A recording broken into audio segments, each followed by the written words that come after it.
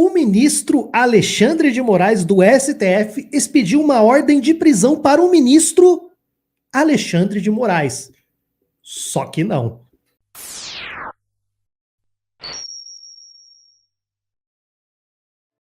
Essa notícia aqui, ela chega a ser uma tragicomédia também, mais uma tragicomédia do governo brasileiro indiretamente, né? Olha só, deixa eu trazer aqui para vocês.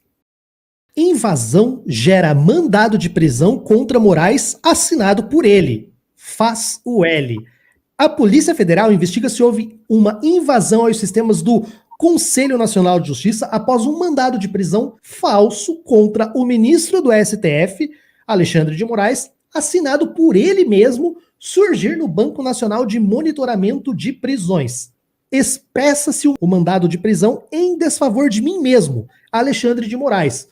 Publique-se, intime-se e faz o L, diz o documento falso, dando a entender que o ministro seria apoiador do presidente.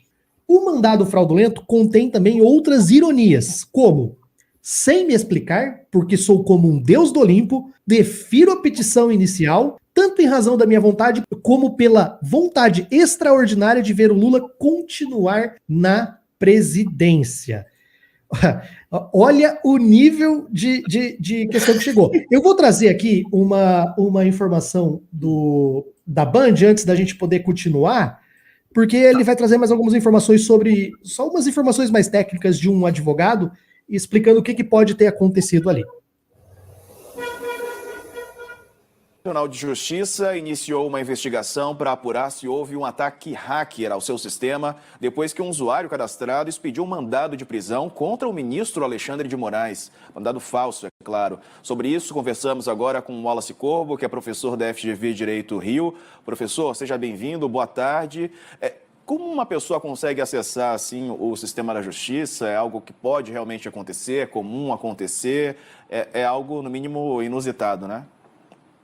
Diego, boa tarde a você, boa tarde a quem nos assiste. Quer dizer, duas coisas podem ter acontecido, evidentemente, né? Pode ter acontecido algum tipo de ataque hacker, e aí é uma questão de descobrir quais são as falhas do sistema do CNJ, né, do Conselho Nacional de Justiça, que permitiram esse tipo de ataque, ou a gente está falando aqui de um servidor, né, que tem um cadastro, né, que tem um token de acesso, ele consegue acessar o sistema e ele tem o privilégio, né, os poderes para cadastrar esse tipo de documento, e fez isso. Se foi isso que aconteceu, a gente está diante aqui, Diego, da possível prática de um crime, evidentemente, né, além de ser necessário que esse servidor seja imediatamente afastado para que ele não possa mais cometer esse tipo de ato. A gente está falando de um mandado falso, obviamente esse mandado não tem nenhum tipo de validade, mas a possibilidade de que servidores se valham de um sistema muito sério, que é o Banco Nacional de Cadastro de Mandados, para fazer esse tipo de manifestação política e criminosa, ela é algo preocupante, porque agora é contra o ministro Alexandre de Moraes, que obviamente não tem mandado contra si, mas pode ser outro dia contra qualquer indivíduo, contra qualquer pessoa que não tenha capacidade de se defender e de expor o absurdo da sua situação, Diego. Pois é, exatamente. Agora, para vocês entenderem um pouco mais como funciona. O CNJ, o Conselho Nacional de Justiça, ele não tem poder judiciário de determinar a prisão nem nada. Só que as justiças, sejam federais, sejam estaduais, em todos os nossos estados do Brasil, eles têm as varas criminais que podem expedir esses mandados de prisão. E antigamente era comum você ter uma situação de alguém que estava com um mandado de prisão no estado de São Paulo e a pessoa ia para Bahia, ou ia para o Paraná, ou ia para Santa Catarina, em outro estado. Aí quando ele era parado numa abordagem ou qualquer coisa se puxava, você não tinha ali nenhum tipo de informação sobre essa pessoa. Então a pessoa, né, ela simplesmente mudava de cidade, ia para outra comarca, ia para outro estado, tirava certidões negativas naquela justiça local e estava tudo certo.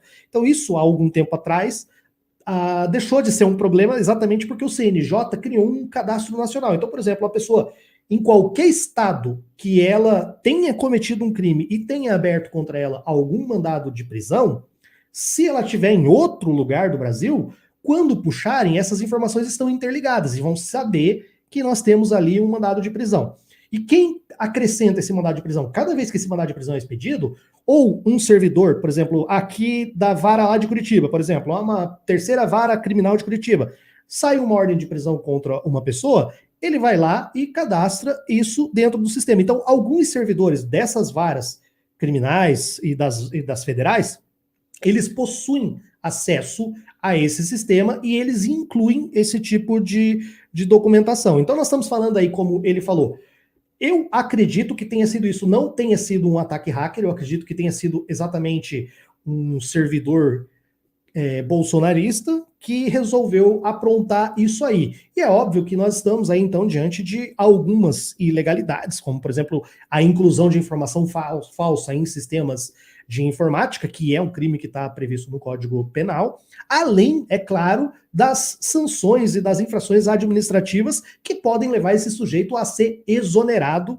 né, se ele for um servidor público concursado.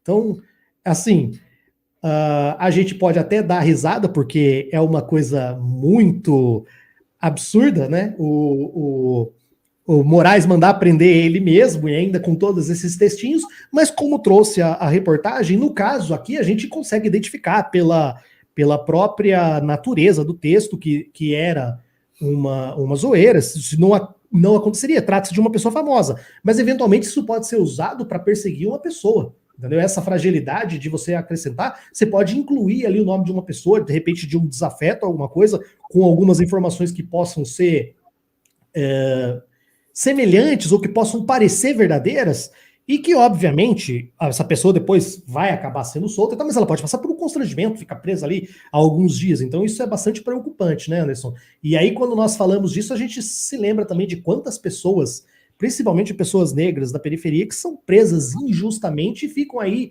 semanas, meses, às vezes até anos, preso sem terem cometido nenhuma ilegalidade. Sobre isso, a gente está vivendo a distopia jurídica, né? Desde da prisão do Lula, a gente vê abusos, a gente vê coisas absurdas.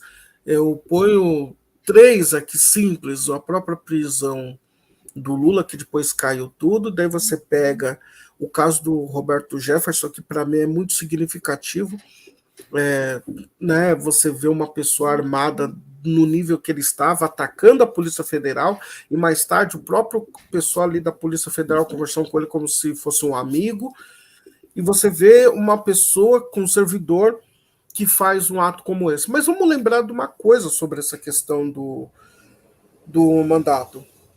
O Bolsonaro, ele colocou muita gente empregada nos últimos momentos ali de governo dele. E isso tem reflexo ainda, e vai ter. Né?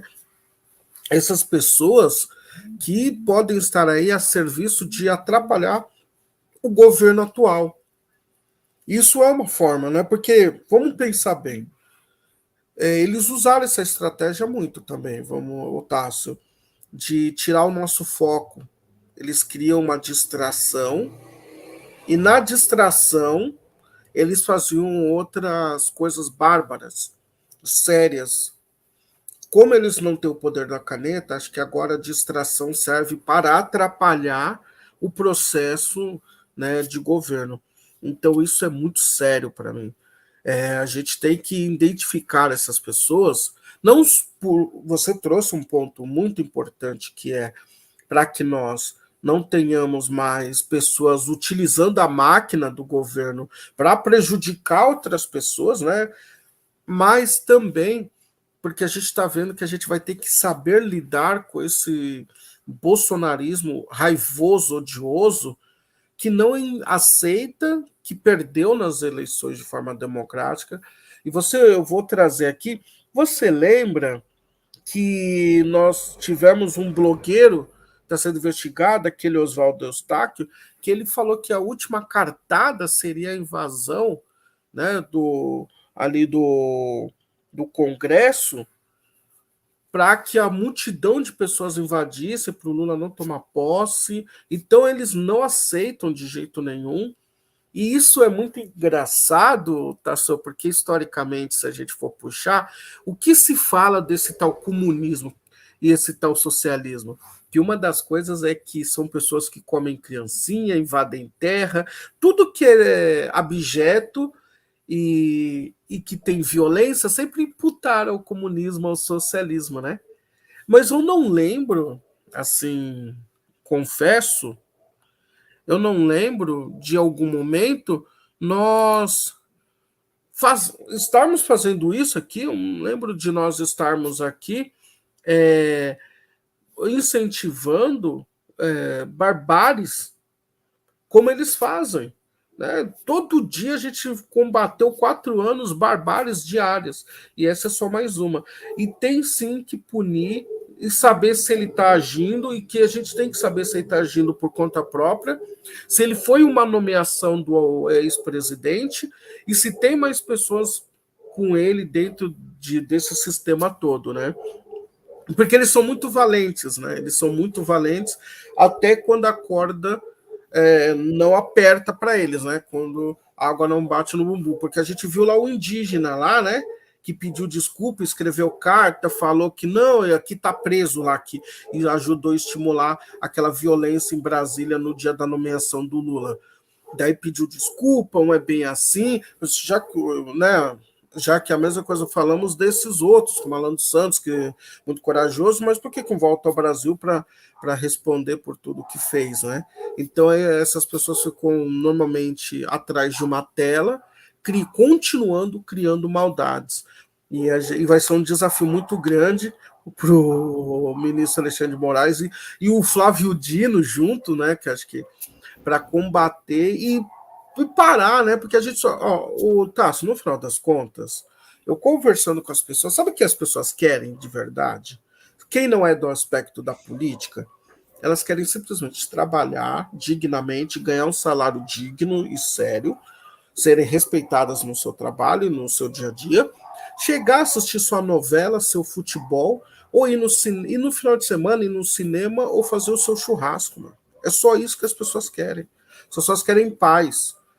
E aí eu quero muito de coração que essas pessoas bolsonaristas entendam que daqui 4 anos eles voltam, façam campanha novamente, tentem voltar ao poder e que deixem a gente ter paz para sobreviver. Só isso. Né? Que a gente possa... Porque, no final das contas, eles moram aqui, né? Então, e eles precisam também ter um país para que acolhe eles, que dê estrutura econômica e de vida também. E eles estão atrapalhando até a própria vida dele e dos pares deles, né? A troco do quê? A projeto do quê? Então a gente vai ter muito trabalho aí, mas eu acredito que em breve Flávio Dino, Alexandre de Moraes vai dar uma limpada nisso que precisa ser limpo para que a gente continue sorrindo.